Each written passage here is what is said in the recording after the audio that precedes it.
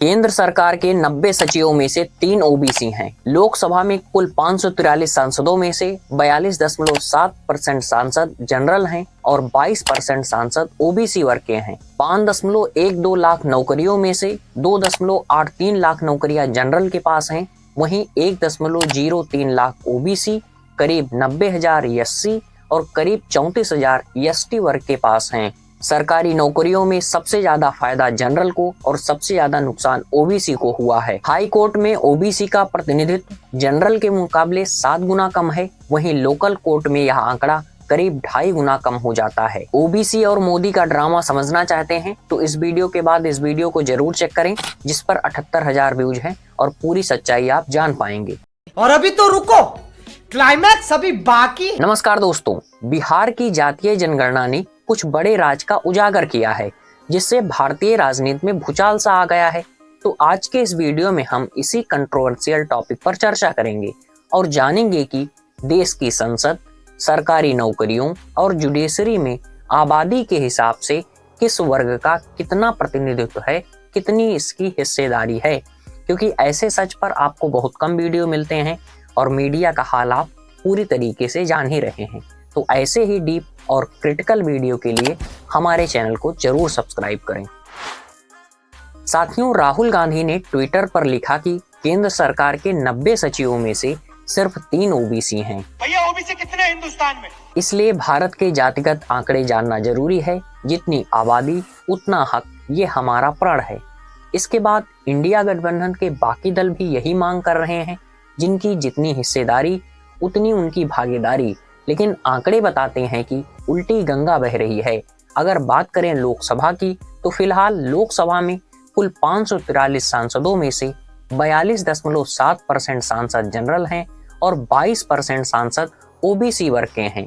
जबकि 1980 में आई मंडल कमीशन की रिपोर्ट के मुताबिक देश में ओबीसी की आबादी जनरल से करीब 2.5 गुना ज्यादा है और प्रतिनिधित्व के मामले में क्या स्थिति है उसे आप देख ही रहे हैं। और आज कितनी इनकी जनसंख्या होगी इसके बारे में कोई जानकारी नहीं है। इस प्रकार निष्कर्ष के रूप में हम कह सकते हैं कि ओबीसी और जनरल वर्ग की आबादी और प्रतिनिधित्व के बीच गहरी खाई नजर आती है, जो कि आप आंकड़े के हिसाब से स्वयं देख सकते हैं। साथियों, ओबीसी ने लंबे समय से तर्क दिया है कि आरक्षण के साथ भी तथाकथित अगड़ी जातियों ने उनकी आबादी की तुलना में सरकारी नौकरियों में बहुत बड़ा हिस्सा हासिल कर लिया है। अभी इसे भी हम फैक्ट के आधार पर समझने की कोशिश करेंगे। केंद्रीय मंत्री जितेंद्र सिंह ने 17 मार्च 2022 को राज्यसभा में एक डेटा जारी किया था और यह डेटा केंद्रीय नौकरियों में जात के हिसाब से प्रतिनिधित्व को लेकर एक बड़ा खुलासा करता है।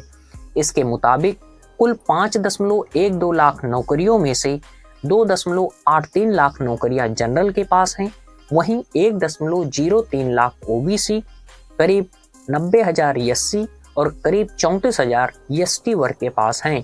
लेकिन दोस्तों, इसमें भी दाल में काला वाली बात शामिल है। कैसे, आइए समझते हैं। क्योंकि इस डेटा में केंद्र सरकार की ग्रुप ए से लेकर ग्रुप सी तक की ही नौकरियां शामिल हैं और रेलवे और डाक विभाग की नौकरियां शामिल नहीं हैं।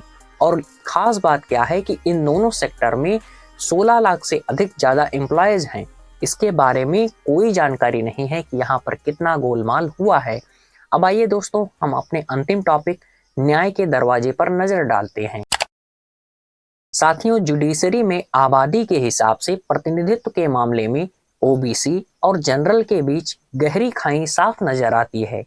हाई कोर्ट में ओबीसी का प्रतिनिधित्व जनरल के मुकाबले 7 गुना कम है, वहीं लोकल कोर्ट में यह आंकड़ा करीब 2.5 गुना कम है।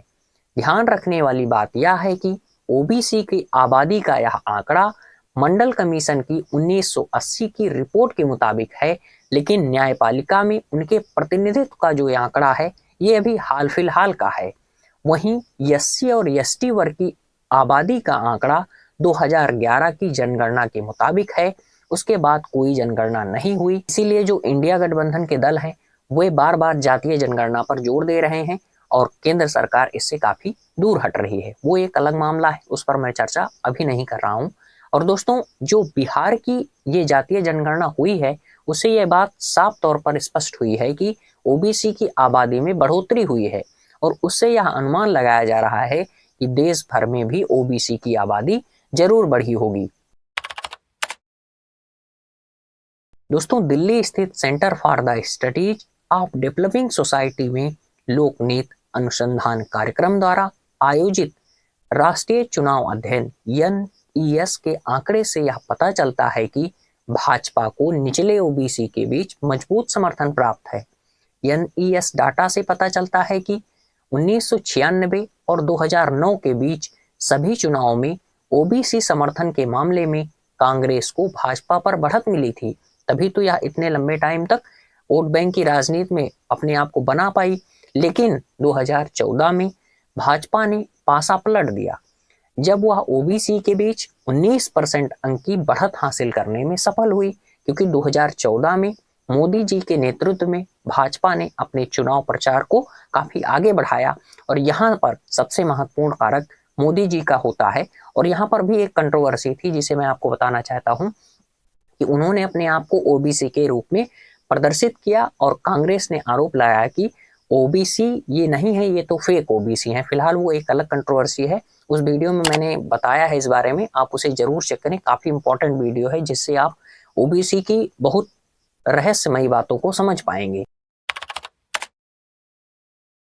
दोस्तों, अलग अलग जातियों में यादवों की आबादी सबसे ज्यादा 14.26% है, वहीं मुसलमानों की आबादी 17.7% है।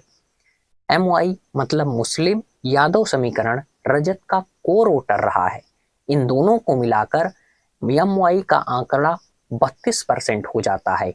इसी कारण जो इंडिया गठबंधन के दल के नेता हैं वो बार बार जातिगत जनगणना की गुहार लगा रहे हैं, क्योंकि इससे काफी ज्यादा सियासत गर्म हो गई है और लोगों का, विशेषज्ञों का ऐसा कहना है कि जो भाजपा की हिंदुत्व आइडियोलॉजी है, जिसे कमंडल की राजनीति कहा जाता है, उस पर काफी ज्यादा भारी पड़ सकती है, उसकी काट हो सकती है जातीय जनगणना। फिलहाल इसके विषय में कुछ भी नहीं कहा जा सकता, ये लोगों का अनुमान है, वही मैं आपके समक्ष प्रस्तुत कर रहा हूँ। ऐसा ना समझे कि मैं किसी पार्टी का एजेंट हूँ और किसी वर्ग का प्रतिनिधित्व करते हुए ये बातें बता रहा हूँ। जो आंकड़े सही हैं मैं वही आपके समक्ष प्रस्तुत कर रहा हूँ। इसके बाद इस रिपोर्ट के मुताबिक जनरल वर्ग की आबादी 15.52% है, जिसमें ब्राह्मण 3.67%, राजपूत 3.45% और भूमिहार 2.89% ही हैं। और ऐसा माना जाता है दोस्तों, जनरल वर्ग बीजेपी को ज्यादा वोट करता है। कोई लिखित बात नहीं, जो आंकड़े होते हैं उन्हीं के आधार पर ऐसी बातें कही जाती हैं। और आपको बता दूं कि एक टॉपिक होता है GS1 में जाति गणित और जाति रसायन, वहां से ऐसे जो आंकड़े होते हैं वो निकाले जाते हैं। फिलहाल उस पर एक वीडियो में जरूर बनाऊंगा जिससे आप इस बात को समझ सके। शायद ऐसी जानकारी आपको YouTube पर कम ही मिलेगी कि जात गणित और जात रसायन किस तरीके से चुनाव जीतने में काम करते हैं, अपनी भूमिका निभाते हैं।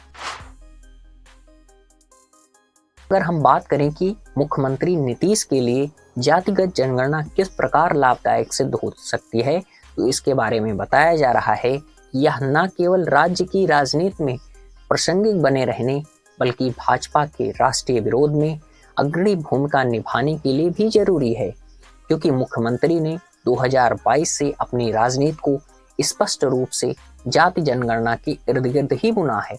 वहीं पर अगर भाजपा की बात करें तो समान नागरिक संहिता और अगले साल जनवरी में अयोध्या में राम मंदिर के उद्घाटन जैसे मुद्दे भाजपा के लोकसभा अभियान में मुख्य भूमिका निभा सकते हैं। तो वहीं पर नीतीश सामाजिक न्याय और न्याय के साथ विकास के द्वारा रैली का आह्वान कर सकते हैं, क्योंकि जेडीयू के एक वरिष्ठ नेता ने अगस्त में द इंडियन एक्सप्रेस को बताया कि नीतीश जातिगत सर्वेक्षण को बीजेपी की हिंदुत्व या कमंडल राजनीति के खिलाफ मंडल 3.0 के रूप में इस्तेमाल कर सकते हैं। तो आशा करता हूं आपको सभी बातें समझ में आई होगी और इस यूनिक वीडियो को अधिक से अधिक लोगों तक जरूर शेयर करें, जिससे वे इस आंकड़े के माध्यम से ओबीसी की रियलिटी जान पाएं। तो निवेदन करता हूं कि ऐसी ही जानकारी के लिए हमारे चैनल को जरूर सब्सक्राइब करें और मोदी ओबीसी होते हैं या नहीं होते वह वीडियो जरूर चेक करें। और अभी मैं ओबीसी से रिलेटेड 3-4 वीडियो और लाने वाला हूं, इसलिए चैनल जरूर सब्सक्राइब करें। नमस्कार, धन्यवाद दोस्तों।